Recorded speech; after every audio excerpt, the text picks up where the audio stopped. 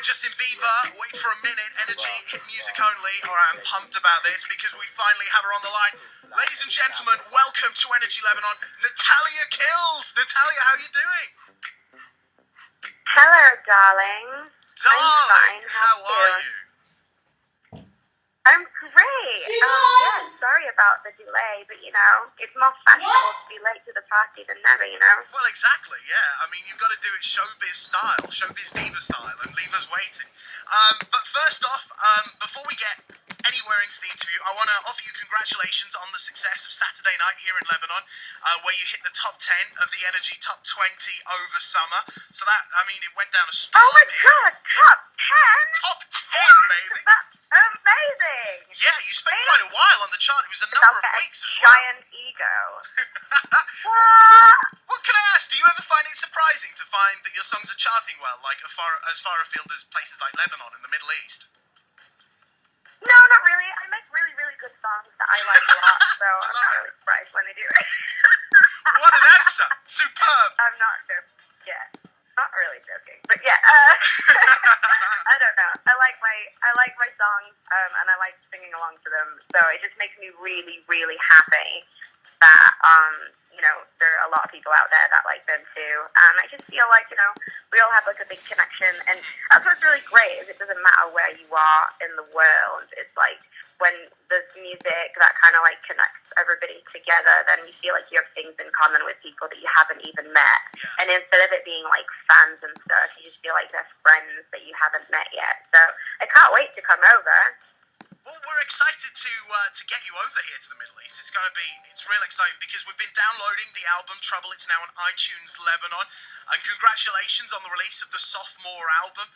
It's wonderful in a way how personal it is. It's almost like if I was to give the album to somebody who'd never heard your music before, after spending an hour with it, they feel like they know you. I would imagine. Is that what you wanted to go for? I know. I'm pretty personal. It's like coming over for like.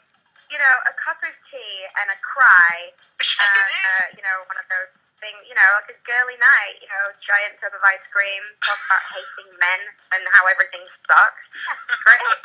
Well, it is like reading sort of a musical diary in a way. Are you cool with that, though? Are you happy to put those experiences out there? Or do you ever listen to some songs and think, oh man, I might have given a little bit too much away there? You know what? I'm one of the people where I just generally regret absolutely everything about 5 minutes before I say it, and then about 10 minutes after. So, yeah, pretty much. Yeah, that's kind of it.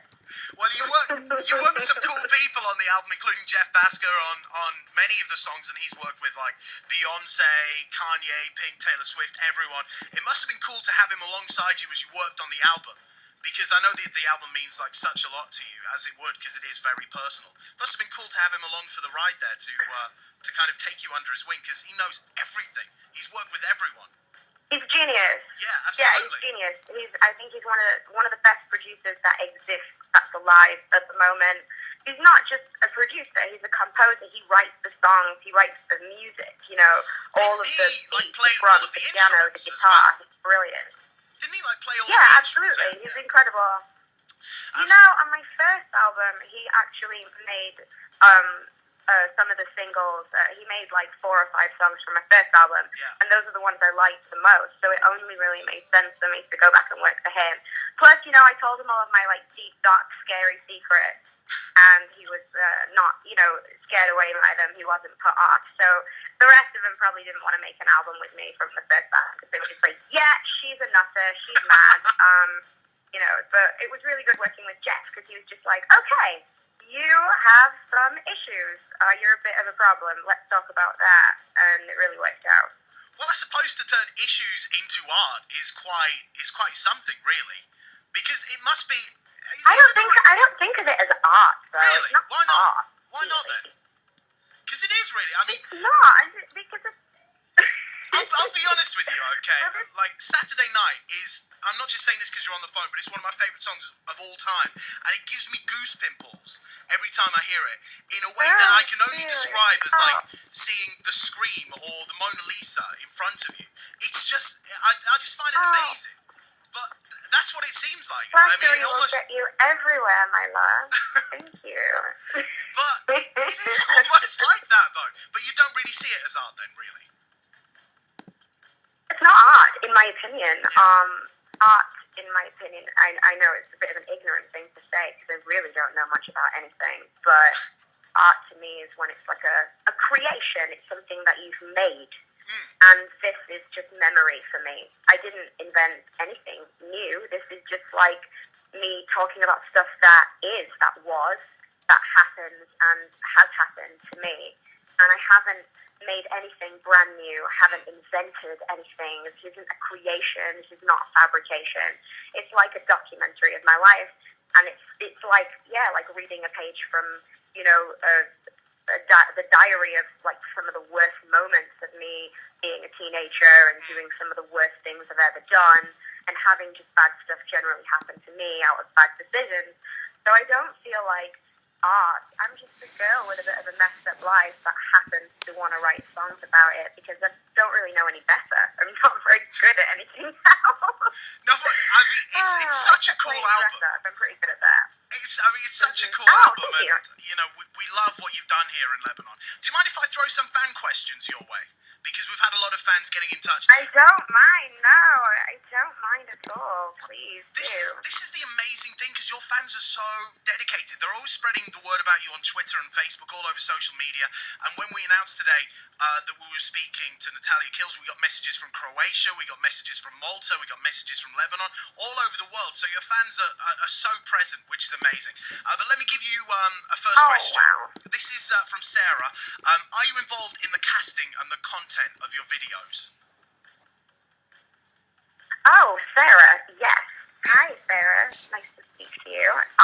Yeah, basically, some of my most recent videos have been like my favorite ones to like conceptualize and work on because, you know, when you're making the videos, there are a lot of different elements that go into it, and you have to, you know, choose like how everything is going to look. So with Saturday Night video, I wanted it to look like my real life growing up, and I got to pick the parents, the actors that would play my mum and dad, and it was amazing because when I met all these people and I was kind of like, you know, seeing all these actors, it was like literally like stepping back into my childhood again.